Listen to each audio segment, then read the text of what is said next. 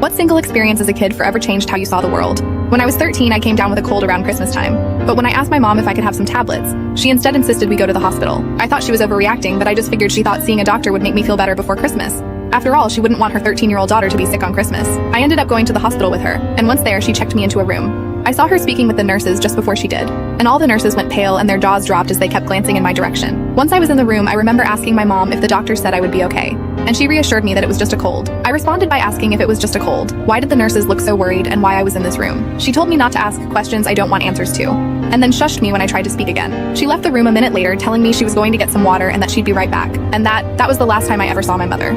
She legally abandoned me in that hospital that day and left me to be picked up by CPS a few hours later. Christmas was in 2 days' time, and I ended up spending it in an emergency shelter. What hurts just as much is that my mother came home to my younger sisters, and she sold them a lie about how I had just died. My little sisters grew up thinking their big sister had passed away, and a big part of their childhood was ruined because of it.